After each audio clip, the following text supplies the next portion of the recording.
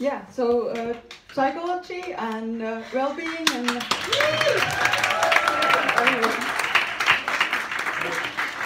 need a lot of questions from this group. Yeah. I better sit here then. Thank you. Thanks. I'm just going to use this opportunity to say this has been one of the best weekends I've ever had. It's really fantastic, and I've met so many really interesting people, and we've worked really hard. I want to big up my team at the end. Yeah, fantastic. And I think what we're going to say might be repeated through the other teams as well, but we're obviously saying them first. So, but we might be saying them in slightly different ways, so we might need to think about the differences there. So we were talking about supporting the well-being and healthy psychological and cognitive development of children and young people. Sorry, I need to sort of move on. So our principles are, well, our introduction to our principles. We want children to have the best opportunities in life. Digital products have the potential to enhance child development and well-being in supporting the natural process that children would go through. I use the word natural in particular there. I wanted to bring nature into it. I mean, we're in Finland, yeah? I'm worried that natural, some people might erase it, but I'm just going to underline that now. Issues such as cognitive and physical development need to be strongly considered in the context of developing and changing evidence about the impact that exposure to digital media has on them. Additionally, the role of the family and the effect of a digital experience on a child's world are to be taken into account when designing for their best interests. We put together these principles to help guide designers and creators of children's products, services and content. Through the voice of the parent, guardian or carer, we raise some of these issues important for children and their families. How are we doing? Yeah? Just before we move on, just to clarify, the line in terms of the developing and changing evidence, it was really difficult. Some stuff we can pinpoint now, but we just wanted to create some freedom, but draw people's attention to that this is a changing field. Cool. Principles. I want my child to be safe at any time. Yeah. So, how have you taken into account data privacy and safety issues? Have you taken physical safety into account? So, provide safe environments that both children and their parents can trust at any time. Install age-appropriate mechanisms that prevent children from sharing information that might harm them now or later on. Pay particular attention to these issues if designing a social media platform. Provide a safe encryption mechanism so the children's data is safe at any time. And consider the child's body and how your product might impact on them physically at different developmental stages of their life. In particular, we were thinking about little toys that might have chips in them or receive, that could be swallowed, or eye stuff, anything. So number 2, I want your product to consider my child's balanced life. How have you designed for balanced consumption of your product? Your product needs to be considered in terms of the child's general well-being and needs in terms of diet, sleep, physical activity, and education, as well as their sexual development. We needed to put sexual development in that, I felt anyway. Co-create throughout with parents and child developmental experts. Involve them in the design process. Respect the recommended and age-appropriate content and amount of time of usage. Always consider the effects content and time of usage might have on the child. Avoid mechanisms that lead to addiction or overuse. Maybe I should put harmful use. But can we change that to harmful use, please?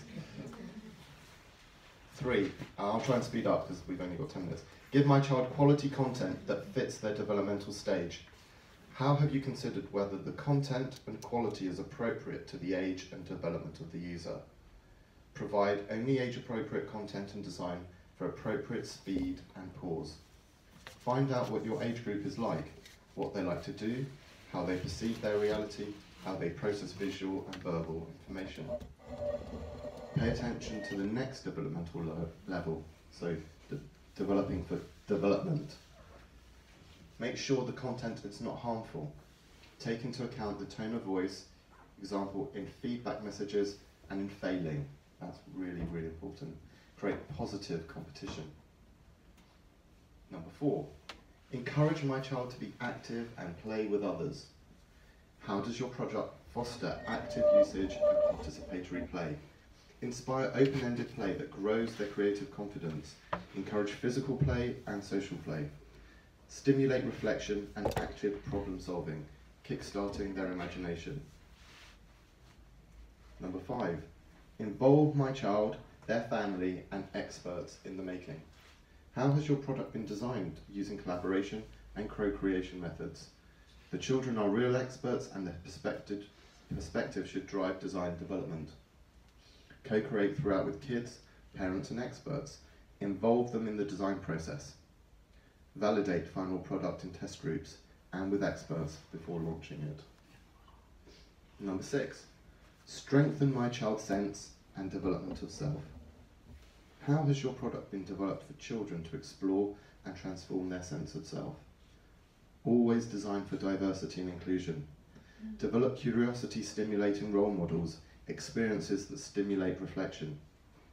Help the child better understand itself in relation to others and make it natural for it to set its own limits, develop and transform as its understanding of the world around it grows. Number 7, consider that my child is unique and has different needs and capabilities.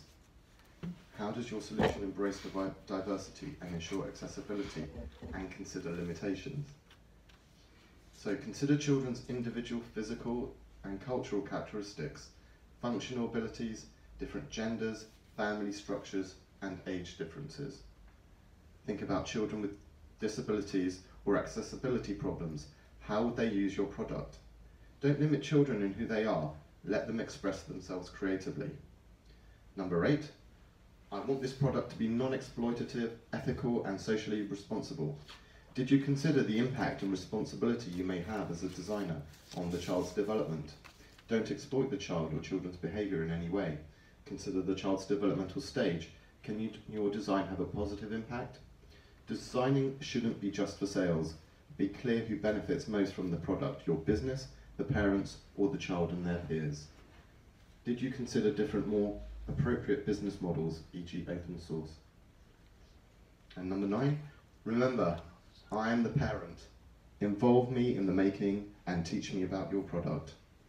How have you designed the experience to include parents or responsible adults? Educate the parents. Help them understand what the product is about. Make it clear if there's any risks regarding the child's data security or privacy. Give clear recommendations on age limits. Consider that the content can affect the child's emotional state in different levels.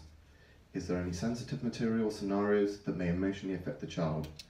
How can parents protect or support their child when using the product? Yeah, there is number 10. I want the product to support my child's health and well-being. How does your product foster physical and mental well-being? Consider the children's different developmental stages, cognitive, neurological well-being. Involve experts working with children if needed. Design your product to help the child have a healthy day rhythm, such as eating, sleeping, waking up, having fresh air, doing physical activity, etc. Help the child be creative. Encourage the child to be physically active. Consider the option to be part of a community. Have you designed the product to be used in the real world as part of the family or group of friends? Thank you.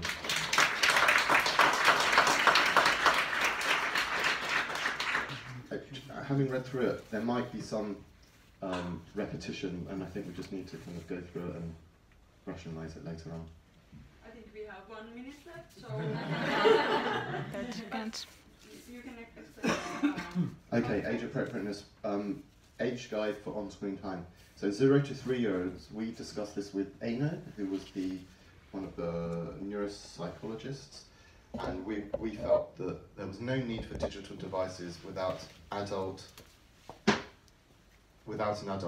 sorry, that should say an adult, as brain and psychosocial development is not yet ready, and actually greater interaction is required with adults as opposed to being alone with the device. And that's particularly for screens. 4 to 6 years old, this use should be 20 minutes. And we left the other two unmarked because, again, I don't think there's clear evidence, and we may need to just refine that. And then Empty. To be continued. Okay, is there something you want to continue? Or? No, that's it. Okay. Thank you for the team.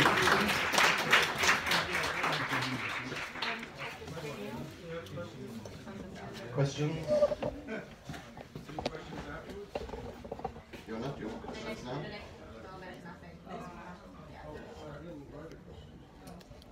You want to have questions or?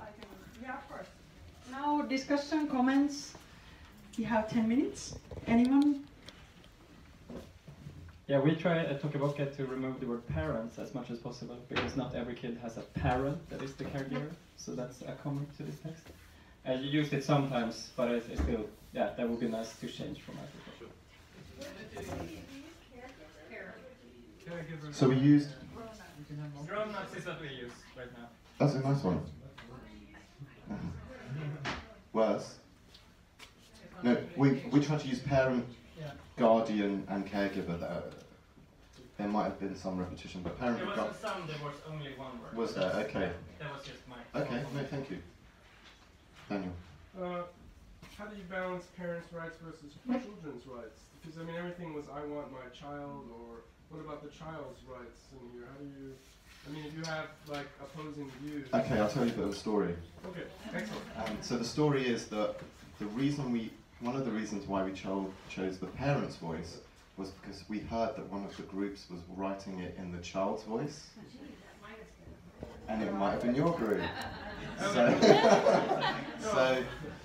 So in order to kind of balance it out, and because a child doesn't necessarily think about their own development. Okay, just go with this for a moment, right? It's the parent that's parent or guardian or grown-up or caregiver. That is, or old person, that is responsible for that. So we thought we would try it in that voice. It might not be perfect, but we thought we would play with that as a kind of design function. Because I was also thinking in a situation where there's the parents have one view and the child has another view, and they live in a society that would say protects the rights of the child. How does that work? I think it can. I think we have to assume, although this is not always the case, that the parent is the main right bearer for the child. There is a responsible adult. Absolutely. That's what we have to assume. And if they're not appropriate to be in that position, then there's other structures that remove them. I mean, it's more of a semantic argument, just for the sake of asking a question. No, I think, but I think it's important, and I mean, it'd be interesting to see how it sounds in relation to the child voice that might be coming up next. Shirley. I have a question about the last, well, not this slide, the one before. Yeah. About the age limitation. Yes. You kind of put it very clear and. We were clear about the 0 to 3. 0 to 3, and I want to question that. Yep. Because again, I think it's, and I've mentioned this over the weekend. I think it's not about a screen; it's about the content and context of use. Yep. And I think even the American Pediatrics Association last year came out with a report where they changed their guidelines from no screens under 2 to you want to Skype with your grandparents. That's actually a wonderful thing to do. If they live away and you see them only twice a year, so you could see them every week, even if you're under 3. So there are a lot of situations where a screen would be wonderful, going back to Sesame Street and all that stuff. So I think this is, I won't use the word dangerous, but when you put something like this out, you're saying no.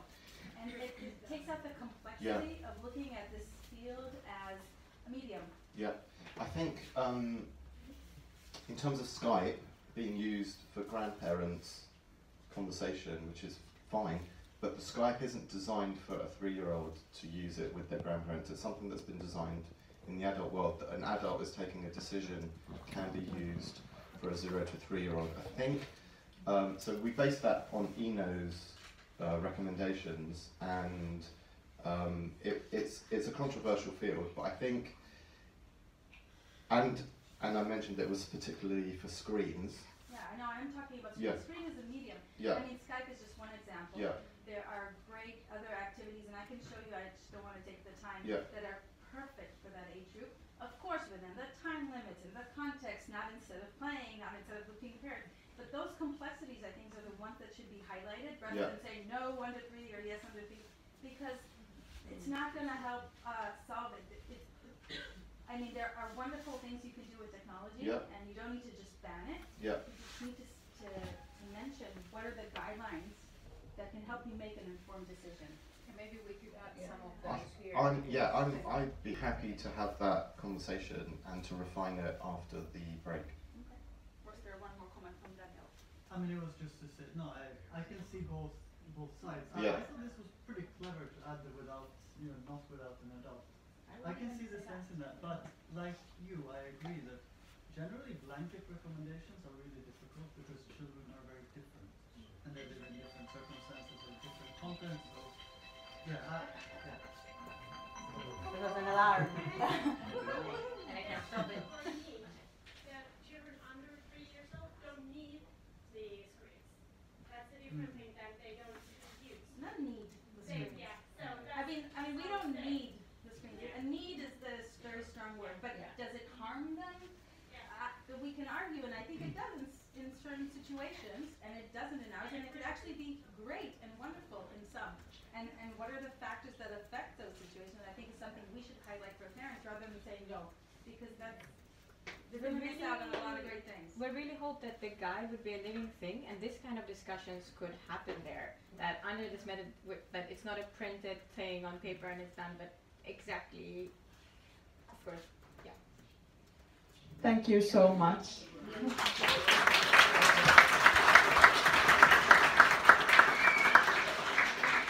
Then Leila, come to introduce the next. Yes, we have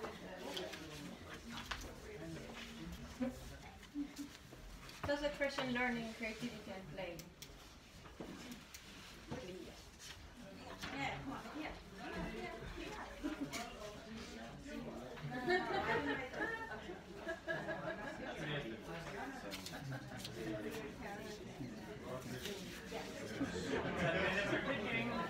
Going on. It can also be 2 people doing half and half. You have like half an hour to decide. Well, Shuli has already. Yes. Thank you. I've spoken already. Okay. Please just. I must be the team! Come on, guys! I'll do it.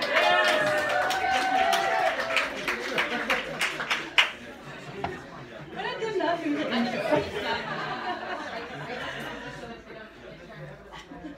Yay. Thank you, team. Okay, thank you. I really appreciate that. All right. Yes. So thank you, team, for having this huge opportunity to stand here. No, I think we had some really awesome discussions in our team regarding this. It has been a wonderful weekend, and I really have learned also a lot myself. So this is going to be awesome. Yes, we had the encouraging self-expression, creativity, learning, and play. No less than that. The intro, where did that go? It should be there. It should be there. Should we go to the intros in the end, actually? Spoiler! Structure. Okay, I will try to read this out. Children are experts in their own lives, and by understanding their perspective, problems, and aspirations, we are able to create better products and experiences that fulfill their needs. Therefore, we should strive to work with them to learn and focus on the best interest of the child. Every designer has a potential to have a positive impact on the children's daily life and development. By integrating these principles throughout the design process, we can prevent problems that might occur for children through what we create. Pretty easy, right? Yeah.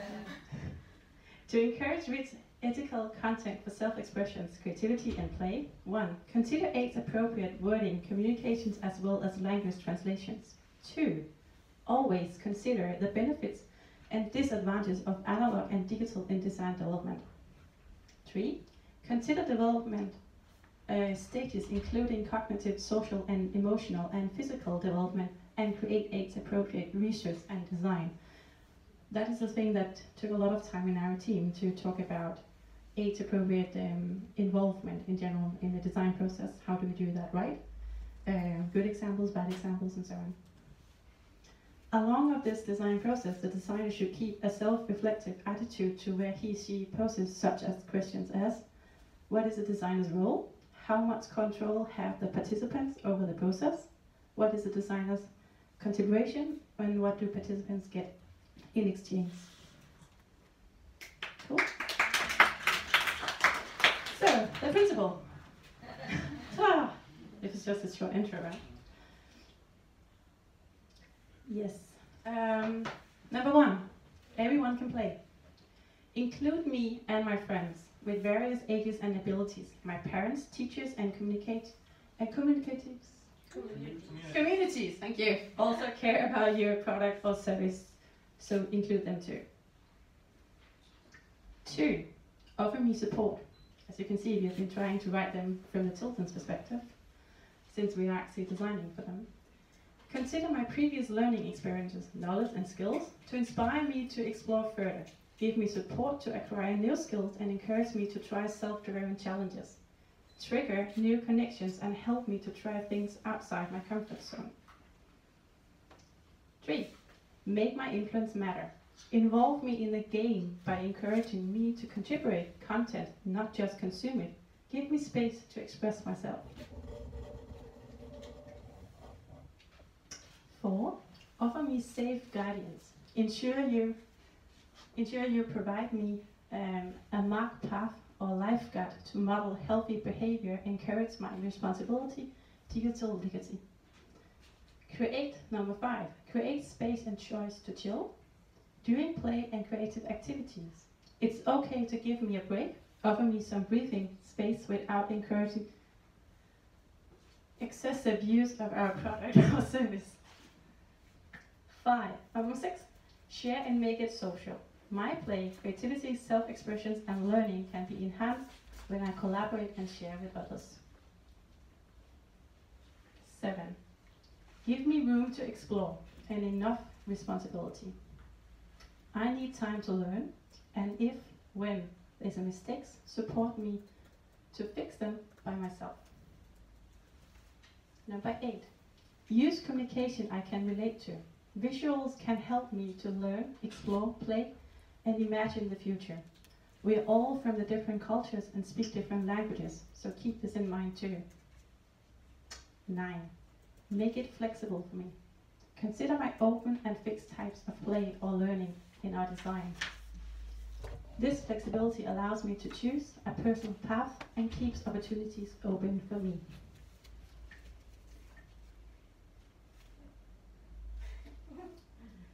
Are we with time? Yeah, we're fine. 4 minutes. Would you like to just go in order? Or? Yeah, let's do that if we have time to. So yeah, we talked a lot about the method and how this applies into the design process for our children. If there were any differences that we thought were obvious when you're actually designing for kids versus adults. One of the things that we use a lot of time on was this testing and prototyping, and what does that mean doing that with kids compared to doing it with adults.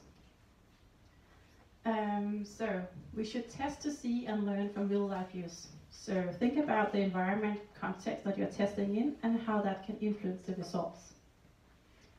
Of course, that's also true for adults, but it's even more true for kids, since they are taking out of often the safe environment. Often we try to get the kids to come to us. Instead, I think we should go to them and test where they feel safe. Children know what they need. Let them show in rather than tell them. Make an effort to create a relaxed setting. Inform them about the process before, during and after, and strive to have transparent communication with children as well as their caretakers. Matching the appropriate testing method and prototype with the research question and design goal. So in general, thinking about what are you going to learn and how are you going to learn it. And of course you could write an entire book about that, but don't have time for that today. Self-documentation practices. The main aim is to collect data about children's understanding of a certain concept, focus on children, first-hand experiences, through a diversity of strategies. Bricolage, hacking, fast prototyping and techniques. Culture approves mood mapping. To consider target group knowledge context, and this method aligns with our principle number 8. So, cooperation and participatory design with kids. Define the roles. Adults should also become more playful, and the kids should know and understand their participants are equal. So again, try to get them to understand that it is important. Consider the child's right in the editorial process. Be aware of the open and close approach of the method. Consider the benefits of the child and the company on topics as compensation. We use a lot of time on that. What is the right compensation with going with kids? Experience, learning, tell them what they will learn. I think there were some good ideas on that Friday. That they also need to learn something. It's not all about us learning from notes.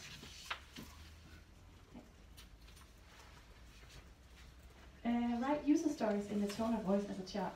We talked a little bit about this also, that we tend to write user stories as an adult when actually designing for kids. So we create a little thing in our team to how can we actually rewrite this as a child thing.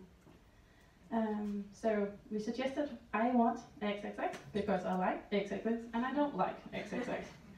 So again, kids are very black and white in their behavior, and they either like something or they hate it. Today you're your best friend, tomorrow I hate you. That's kind of how it works, right? They are not just friends. So the perspective is from the child speaking, and write it in with their words, and try to use the age group that you're actually targeting. So if a 2-year-old, the wording will be different from 11 or 13-year-old. Next. Role playing. Respect children's attitudes towards performing and provide alternatives in case they are not comfortable. There are 4 main kinds of role playing.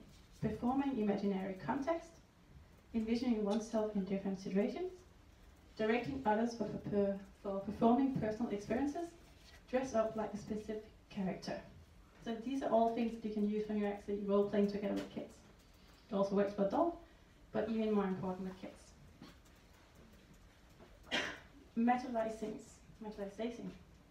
Physically or visually represent thoughts on the topic. This can be carried on both by the designer and the child participants together or separately. This helps to mediate and make evident implicit understandings. The designer should make sure that leaves space for the participants for them to fully express their perspectives. Build prototypes, visualize map and emotions ideas, free experimentation with the material, and cooperate buildings. Ta-da, in time.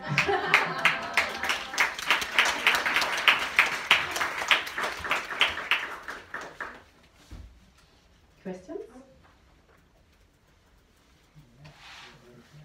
I'm sitting in the questions seat. Yeah, I had a question a little bit about. It's a more general question than coming from the academic hat. There's a lot of talk about process and methods, but very little talked about like theory of play and theory of learning and how they're connected.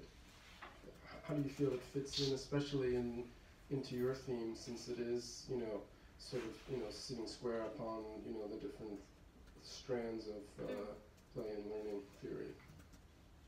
I can answer that. We actually discussed both. We actually discussed both quite a lot, and got to the point where there was actually a preference for a specific theory of learning and of play, and then that's where we stopped and said, wait a second, we can't decide that. We can't be just judgmental and say this is a better learning theory, this is a better play theory, and you can design different environments according to each. So what we did put in, I think, that somewhere, I'm not sure how the editing all came out, was address play patterns, address play theory, address learning theory, just so they make sure they know this is behaviorist, this is constructionist, you know, whatever that environment is. But I always think I mean, this is a larger general question between like people that design learning things and people design play things. It's like, I would like to see them all get together sometimes, because I think there's good things in both, but if you just focus on the play without the learning, you know, then you miss things, and if you focus on the learning without the play, you certainly miss, you know, greater things. But that's the next topic. you mean that in every play there's also a learning theory? It could be. You have to address that. It could be, but I mean, this is, we can discuss this later. I don't know, I mean, I agree with you that, you know, theory for designers should be something that they become aware of, but it's a toolbox like a method, and when they need help, they can always get an expert, just like, you know, just like when we need help as academics, you know, we get an expert in building something. But we also had it in the open and close path all the time. Okay. Yeah. So I think the open and close was like, you have to choose which one of them, or do you actually also have both of them going on at the same time? We see a lot of these helping instructions in games, like either a game is like really open, or there's a specific path that you have to complete with the levels. Can they actually coexist and stuff like that?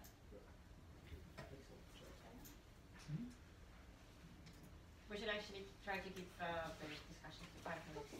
So we're done. Thank you.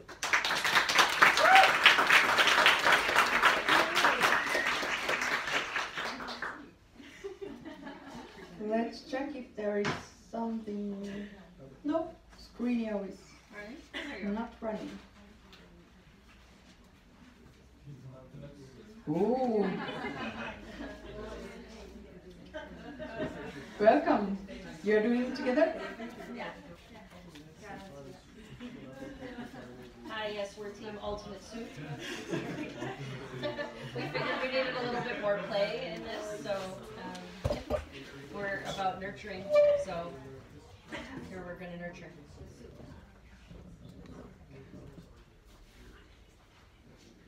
So we'll start with kind of our guiding principle. Oh, go back to the first slide again, sorry. We were tasked with nurturing the child as a social being and as citizen. And so here's how we approach that. Let's design the future together. This future recognizes children as people of tomorrow and today, and therefore they have to be in the center of the design process. Children have the right to take part and influence development of services and products that respect their identity and their diversity. Participation empowers and protects children, nurturing them to be active citizens and social beings, providing a constructive space to allow children's agency. Design has the mission to shape the future together and create opportunities for positive impact. So let's start now.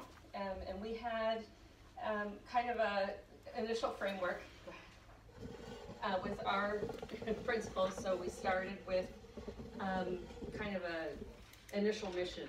So that's the blue text here. And then we state it as a child would state it. And then we have the principle defined a little bit. And then we have the final bit is actually the value add. Why should a company or organization do this? So, do you want to take this one?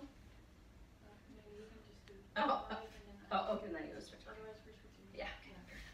All right, so purpose. Let me find my own way. Help children develop intrinsic motivation to engage in meaningful experiences. Let children define their own objectives without necessarily constraining your design to entirely become goal-oriented. So, reward systems, external rewards can hinder children's sense of purpose, while a personal deep motivation can help them get the most out of what they experience. Whether you're designing a product or service or other artifacts, make sure kids understand its value and can make it their own in some way.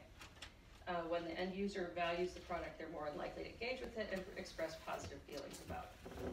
Children's sense of purpose evolves as they grow older and may range from performing simple actions or observing to accomplishing complex tasks.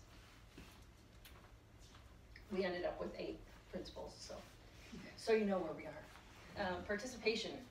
This is principle number 2. I want to be part of something bigger. Design for multiple levels of participation and engagement. Let the user choose how they want to participate and to what level. Learning and development come from both observation and participation. Healthy community includes introverts and extroverts and should accommodate all.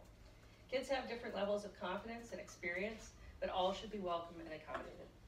The meaning, function, and requirements of a participatory experience change for different age ranges as children's confidence, identity, and awareness of privacy develop. Agency. I want control. I think we've all heard that from every child. Give the user the tools, give the child the tools they need to adapt the product for their particular needs. Tell them how their choices might affect the product and inform them of the options available to them. If you don't force the users into a specific behavior but allow them to explore and express in their own way, they can grow with your design. A product that tailors itself to the user increases engagement, retention, and sense of ownership. And access. I want to use your product. Design with exploration and curiosity in mind. Facilitate a child's desire to learn and discover. Ensure the content is delivered in a format accessible to all potential users that will help to maximize your potential user base.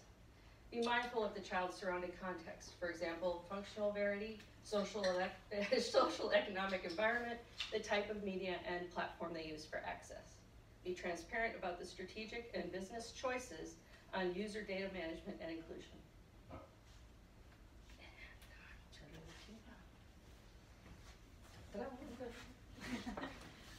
Okay, so responsibility. It says, let me experiment, take risks, and learn from my mistakes. So let's all be a little bit reflective about the things we do. Create an environment that expects responsibility and helps the user to form that community.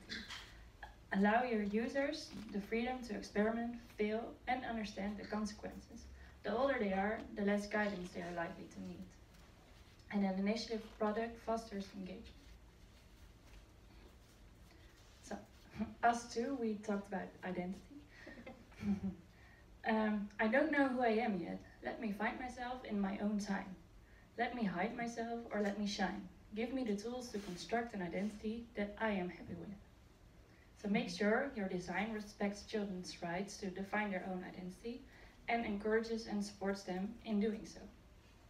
As they grow, children develop a more and more articulate understanding of themselves in relation to other people, family members, peers, or other individuals within the same social context. Relating to role models and interacting with others can help children form their own identity. And allowing a user to form and change identity within a product fosters loyalty, familiarity. There we go. There you go. And ownership.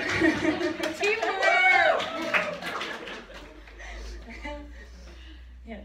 And next to identity, we also added next one. Yep. Diversity. So identity is more focused on knowing who you are yourself in relation to the world, and diversity is also about others in the world. So you don't know me, but make sure you include me. Create an inclusive product that does not discriminate against characteristics such as gender, age, functional variety, ethnicity, social economics, status, and race. Don't make assumptions about your user base. Research the needs of the audience and ensure they can be accommodated or risk excluding users. Accessibility could be the unique offer that lifts your product above the competition. Diversity is a unique possibility to introduce children to new perspectives. And be mindful about how the surrounding context is portrayed. Avoid stereotyping. Then there's safety. Don't wrap me in cotton wool, but don't let me go in too much trouble either. Tell me why something is unsafe, and then prevent me from doing it. So define and establish a safe environment for participation. Consider all potential forms of participation. Active participation versus observation. Regarding data collection, ensure that privacy is respected, COPPA and other legal requirements, and only collect information essential to product use. Provide age and role appropriate information about product use and how information regarding products will be used and stored. And parents are increasingly concerned with safety issues, as we all know. Ensuring your product exceeds their expectations will differentiate from competing products. Yes. So these are our 8 principles. Those are our 8 principles. We're running low on time, yeah. So we will not be able to go into the practices. No, we've summarized them for you. So practices we have been working on and discussing. They are placing children as designers somewhere in your design process for research purposes or for ideation. There's also co-research and play testing. And to summarize what these methods focus on, we've written a line for you. These primary research methods are recommended during the product development. They involve children in the design process so that their values, needs and preferences become key considerations in the design challenge. So not asking like, what do you want, but creating an experience and setting a context that they can actually try out the product, or that you stimulate them acting out or telling their true values, so you can also learn as a designer how they perceive the world. So 1 minute left. Do we want to just? Oh yeah. They're really. We have some beautiful slides. They're really. We had some really good skills in our team. Those Italian designers. Elena, yes. Yeah, we've included some examples for you. Lots of, yeah, maybe you want to tell something about playtesting? Well, we try to include. We try to include some specifics about playtesting and its role in the development process, and the different ways that you can include and design playtests to inform the process as you go through it. So basically going from the concept phase all the way through, once your product is live and launched, how do you continue to make sure that it's maintaining the safety practices, even though you might not be in active development anymore. So you'll have to look at the slides. So see, we're leaving you in suspense. All right, that's it.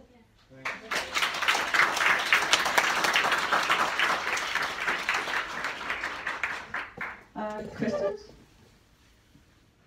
Some comments? I was in the team. But I don't think we should use the word intrinsic. I said it before. But, and I think we can kill it from that slide. No, but as not an academic, I stop thinking every time I read words that I don't understand. Sometimes it's easy to Google it, but it's when the third word in a sentence and it stops me. And reading this, I felt like we actually don't need it in that sentence. But small comment. Okay, I have a similar comment, not just about these presentations, but for the other ones as well. Some of the language is too difficult. I'm a simple person. I'm like, I'm doing something like that maybe, and then I pass the whole ideas that were behind it. And I do understand what's here and what was in the previous presentations, because I've been involved in the discussions, but if I just read it, I wouldn't be sure what it is. So perhaps some examples of do this, don't do this could be added at some point, maybe. Very good idea. Any others? Okay, the discussion continues later. Thank you. Okay, the next team.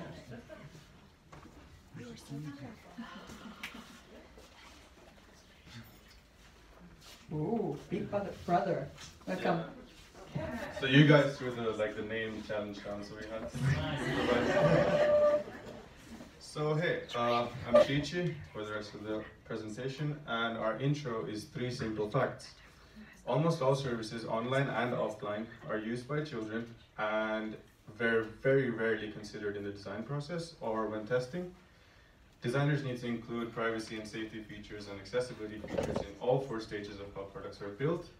I'll go through the 4 stages later. And the third is designers need to take first responsibility. They can't assume that anyone else is going to do it. So why am I up here talking when almost everyone in this room has much more experience designing with children than I do? Well, because I am the designer that builds services every day, and I have as of yet to ever include a child in my testing process. And these are the 4 stages we go through in companies. And in our team, we really worked hard to kind of isolate some stuff that goes wrong in each of these 4 stages and why we are not designing for children. So, initial design and development, what does that include? Ideation, prototyping, development of MVP, testing, initial testing, going through it with people, registration, users. Everything up to when you're starting to get your users. So, like I said, children are never considered as, they're not considered as users. They're not considered as someone we're testing with. Their use cases and the use cases of their predators are not thought through. We think, how can we enable positive use cases, like she said, and we never think, how can we disable this or that kind of stuff. No job or position is responsible for user safety. The EU has now a new law that every company has a data safety officer whose job it is to ensure that this happens. I have as of yet to meet a user safety officer in any of my design briefs or training.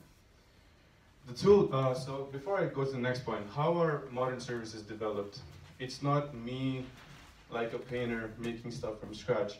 I pick up code snippets, stuff like Lego blocks, put them together, put a bit of custom code together, design some stuff.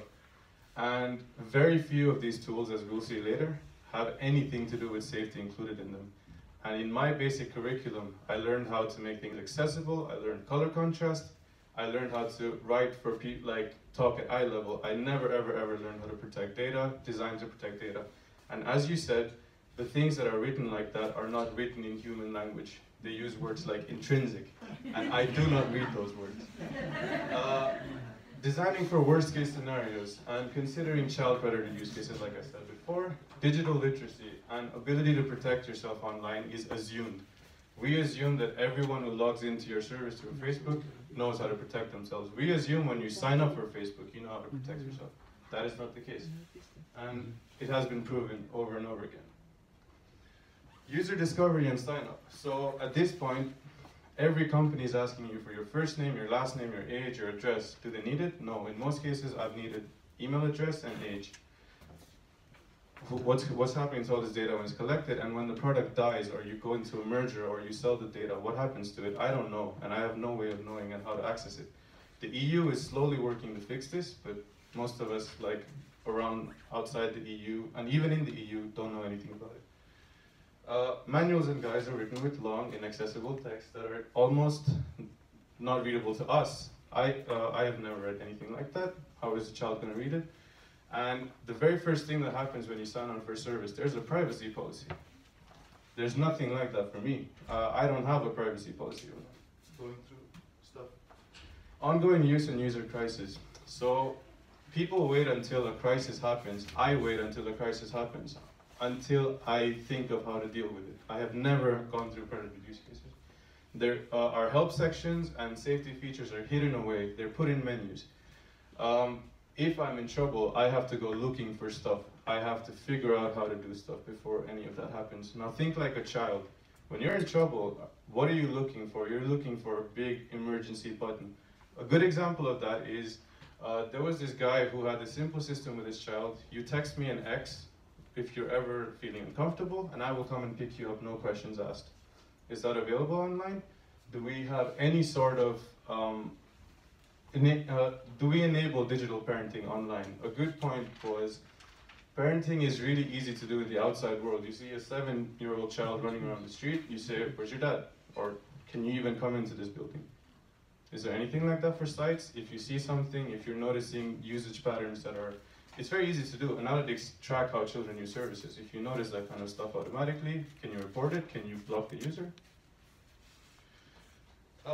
Always involve police and law enforcement when you suspect illegal behavior, because it's very easy to mess up and it's very easy to make things worse when you think you're helping. And there's specialized nonprofits, NGOs, who will help you for free. And yeah, I can't really think of a downside in that. User exit and product debt, I'll quickly go through this. People forget services they stop using. People forget all of that stuff. Actively ask why your users are feeling unhappy. We'll have an example of this in later slides. Which leads us to the principles. What needs to change? Whoops. You are responsible for your safety of your product for me. So don't assume anyone else is doing it. The business side is definitely not doing it, because that's not their bottom line. Those are not the metrics that they use, as one of our guests from other groups pointed out. They use retention, they use time on screen. I might use your product even if it's not designed for me, as has been belabored over and over again over the previous day. Explain privacy issues so I can understand and protect myself. These are I's because they're from a child's perspective, but I feel that I have no idea. I have no idea how to protect myself on them. And I'm a designer and I work and build stuff. So yeah, imagine people who have had no digital literacy education or stuff like that. I need help from adults, enable the protectors, enable people who are looking after me. They don't have to be my parents in most cases, as we were lucky to have people from Saving from Finland here with us, and they pointed out that sometimes the predators can be the adults. So it's important to think like that. I have a right to my privacy. So as I grow more independent, I need to be able to do stuff that my parents can't actively monitor. Yes, I need safe guardianship. That was connected to the previous point. My parents aren't always around. Prepare for the worst case scenarios. Our tools need to have more on like what happens when there's a crisis? What happens when something goes wrong? Are we really providing help in the most accessible way? Yeah, I'm gonna speed through stuff because I think I'm running out of time, but yeah, respect my data, help others help me. I feel safer when I have access to easy help and guidance. And it's safer when people behave in a positive manner. So we had some stuff on practices. I've been a bit like on the example side of this, so I'm not the best person to talk about this. Daniel can in the questions, I think. So because I have like 2 minutes left, I'll just talk about.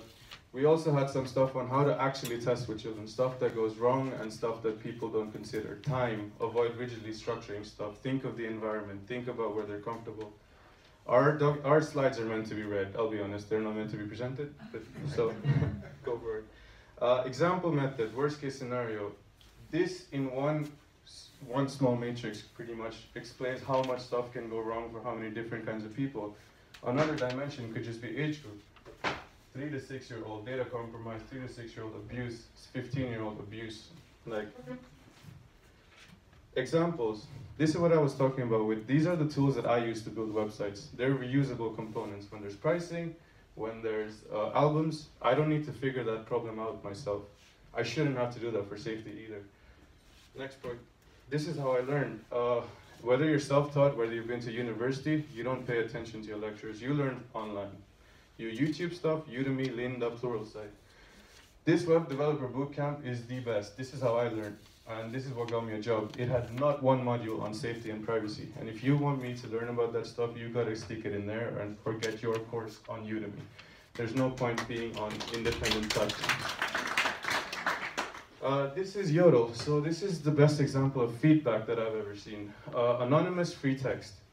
Think of feedback forms and how you give them. There's forms and drop-downs and buttons and clicks and all that stuff. This is an app that service workers and university students and people like that in Helsinki use all the time. In Germany, actually, that's where it's from. They talk about their stuff in one line, free text, and if they get anything, they get karma. Like, other people support them. You'd think that people would prey on them, but those people just get ignored. Like, it's time to stop babying people and let people take care of each other. Same with this community. It's a Finnish startup. Unfortunately, its volume is not growing, but the people who use it get a lot out of it. Heimo means tribe. People form tribes around their problems and kind of help each other solve them. Facebook Suicide Watch. Actively look for problems. Moira, we're reaching out to offer help because our AI detected that you're talking about suicide and people are sending you mass messages. Next. This is the movie theater app from Finkino. One of our people pointed out that, yeah, they have anonymous feedback and you don't need to share your photo and your details to do it. You just pick an avatar, name, nickname, and then just write your feedback. This is really designed for kids because there's a separate option on the app that adults can use their Facebook thing to. Tonality is key. Talk at eye level is the best phrase that I've heard from one of my teammates. It's talk how they do, and the way you observe that is see them with their peers. When you're in the room with them, they always see you as an authority. This stuff is written about in the hard test. Example, fundos. I didn't write this example, I can't really, but read the thing, I'm pretty sure the text is high quality. Same with this.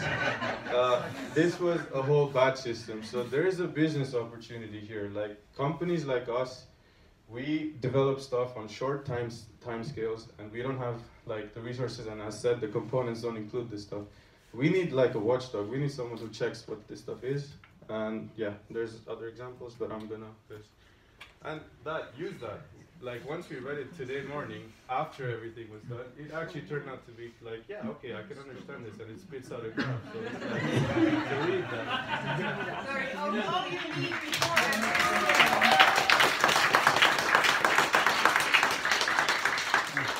That's great. No questions, comments before next one? There. First of all, thank you for the presentation. It was really great, and I think this information is so important to be, like, all the expertise gone into the sessions there. It's really great that it gets a spot. There's also a but coming, because I feel like even though this information is very important and great, it's also, I think it's more a general comment for the whole document, that we should like read it through afterwards and also look at it from an offline perspective. So it's children's rights in design and not children's rights in technology. Yeah. So we should also see how all of the themes relate to things that are not necessarily do not necessarily have a technical component. So that was just a general note that I wanted to get out there. We very much agree, actually, and it's been repeated, but it's just I can speak about the stuff that I know, and I'm really hoping that it encourages others also, like people who make toys, to also open source guidelines and make safety features open source. Facebook's AI keyword search tool should be open source. I should be able to use that in my app, but it's not. I just want to expand on that with regards to that. I agree completely, and I think I remember who it was yesterday saying that even using the word digital is problematic. Children definitely don't view it that way, but a lot of the talk today was about screens and digital technology, and a lot of these data issues and other issues are in voice technology, in tangible technology, in Internet of Things, and in non-technology it could be too. So I think somehow we have to figure out a way to expand beyond the screen, and we should definitely mention issues with screens, but now I think issues with voice interfaces are even more difficult, so it's something to consider. Yeah, and we very much agree, and actually that was a pretty big point of debate in our team as well, like should we actually go down this deep into implementation and keep it general? We had guys who work with toys, and we had like you, for example, who also made the same point that these should be general guidelines. But yeah, I think examples are good. I just think we should give lots of them. It's true, yeah. So the call here would be everyone from your fields add to this and help me learn through examples, because I'm not reading text. Like, I'll be honest. I consider myself principled. I don't read principles. I have my own. Like, it's how it is. Like, yeah. But yeah, I mean, I get called the company cynic quite often, but it's true. So I really thank you for this event and the one before, because the first one of those was the first time I thought about designing for children, and that's what kind of made me gather all this. So thank you. Thank you for coming. There was one more comment. I'll say something like that. I'll say it funny. I think it's a good way to end. I think we have, are they here? So you can explain what is happening. So first of all, to say that as we're presenting here, again, our masters of web are copying things from slides into our guide. And if you're going there and it seems that it's offline, it's just that we have some issues with URL and it works, but without the S and without the www. So it works like this: http // childrensdesignguide.org. It works like that, and that's what we're going to share. And we have here Casper and Kara, who've been working on kind of making a summary of principles. So in our guide, we're going to have the kind of overarching principles and then the 4 key area principles as you presented here. And yeah, please. So we're kind of missing Kara. She's a good, yeah, you know. Would you like to tell a story? So I can tell a story about. I think that we got this strange task to try and distill everything while you were doing it. So we was looking at these cursors running around on the screens and we're not comfortable with this assignment, but we kind of did something and we got presented, and I'm paddling here because she's the one who has it on the computer. And yes, I will tell a story. I have a small story. Like, how many of you know virtual reality stuff like Vive? These, yeah, some of you know. I had this situation where my daughter, 5 years old at that point, should try it out. She was in this planet stuff, and are you here? And you have it here? Did you go into the thing online? No, I haven't touched anything at all. Don't touch it, Casper. It's here. Kara. Casper said, he goes, when we get up there, you're by yourself.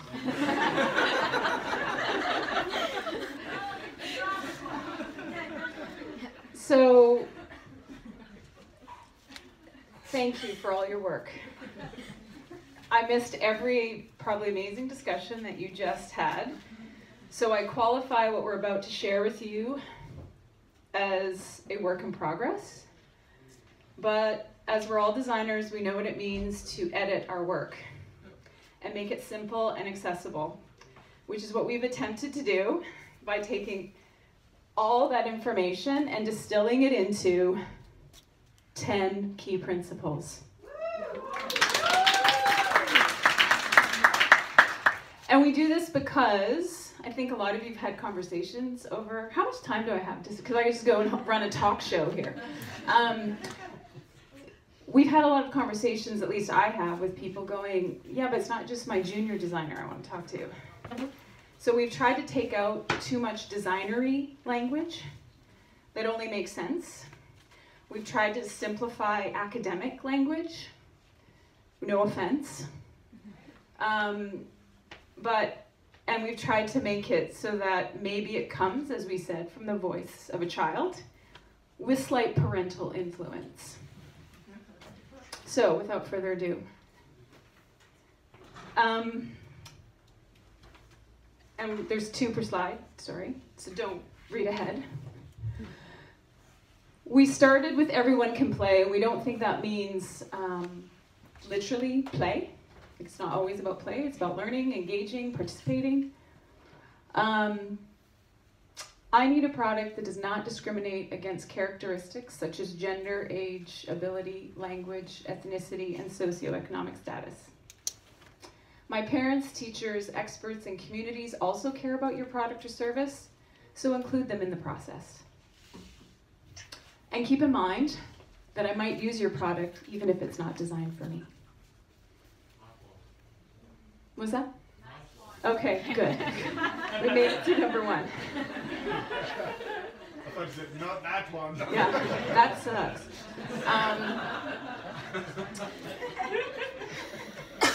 I think there's probably a chute where we just drop down when it doesn't go well. Does anybody watch that show that... Oh, see?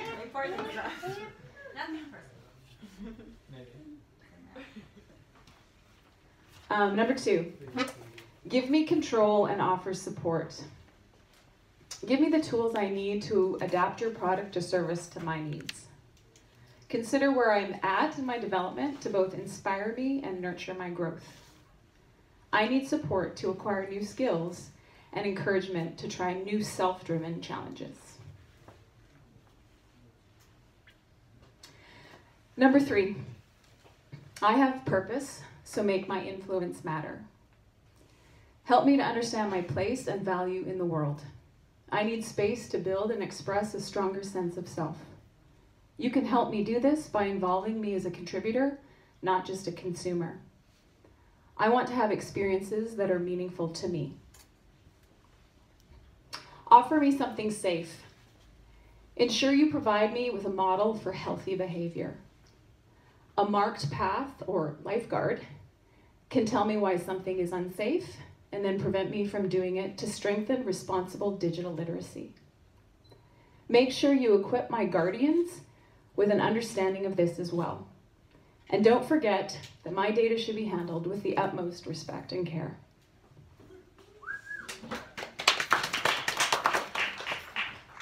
Five, create space for play, including a choice to chill. When using your product or service, consider different moods, views, and contexts of play. I am active, curious, and creative, but it is also okay to give me a break and offer me some breathing space. Foster interactive and passive time. Encourage me to be active and play with others.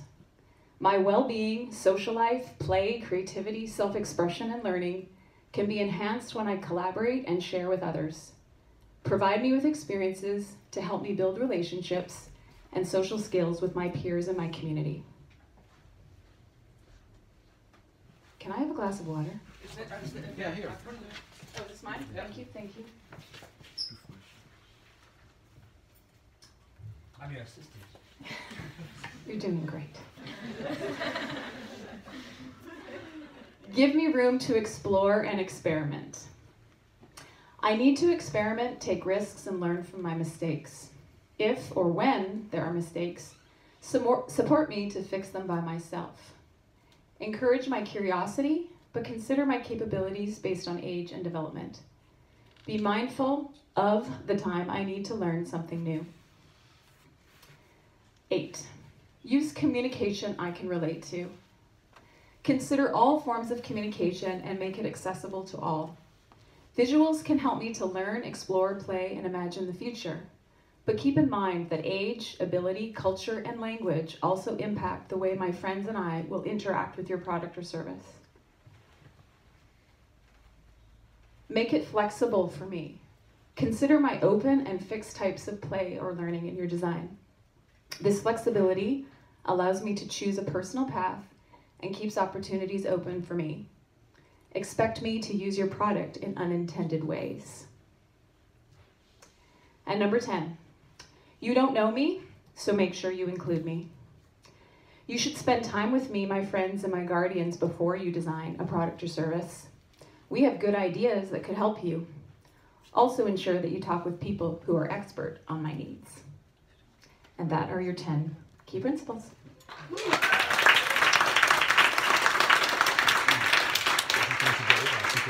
I don't know if it's comments and questions and why we did what we did, but... We have 5 minutes and then 5 minutes for questions. I'll just say that this summary is really, really good. And I was sitting here trying to map each of these points onto specific child rights principles, and it actually works. Really well done. Okay, så vi går til godt. Can I say something?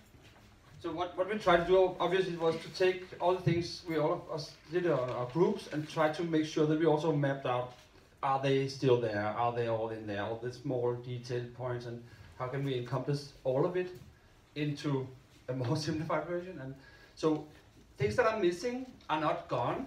There are details that are important, and that's the detail level we're going to put below these, or maybe change them a bit at some point if we feel like that is really needed on this level even. But so yeah. But is there like one really critical voice in this? We would like to hear also. Now. Or forever hold your peace. Yeah.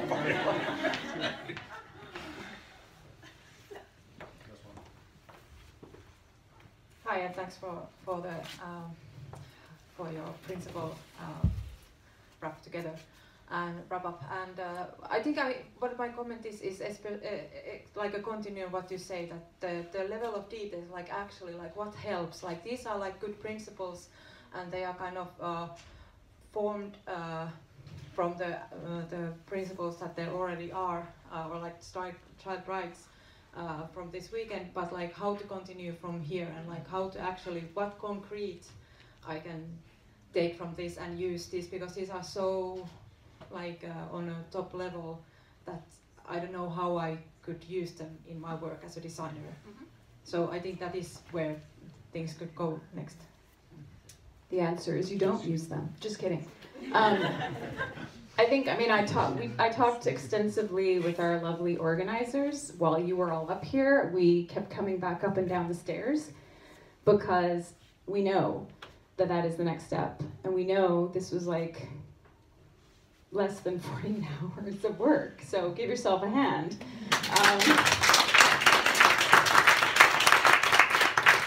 I think all of us have enough theory under our belts. And maybe I'm making a big assumption, but if you don't have theory, get it, because it's important to know the foundations and the history and all of that stuff.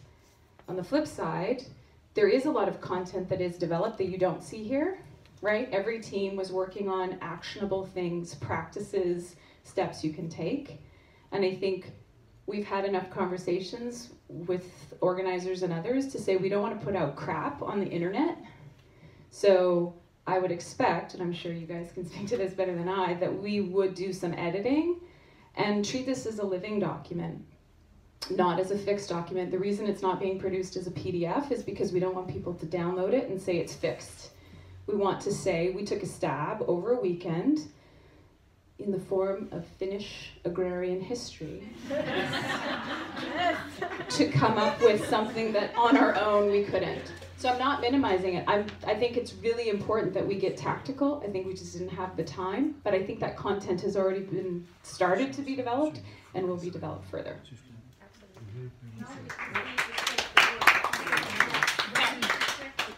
Absolutely. But this to us, I think Casper and I feel it quite confidently as designers who work with corporate clients. I need a quick and dirty way to talk to them about something really in an easy way. And if I can say, here's your one pager, here's the basics. If you can start by changing your mindset, I'll come to you and help you with the methods. But I need you to change your mindset first. Just to add to that, it's still a bit so abstract because we haven't seen the guide forming, but once again it is forming on the back seat by now hopefully 2 people who are forming it, and right after this we're going to have some words from UNICEF, and after that we have time for discussion about what happened and what could happen next. And during that time they will be finalizing, copy-pasting things online, and then the principles are going to be alongside with the page of methods in the rough form that they are now, but that's exactly the level where we hope that it could be capable for designers. So the principle introduces you to the general guidelines, and then the methods kind of and yes, it's very loudly on the page that this was over the weekend and it's the first thing, and it's amazing that this is happening.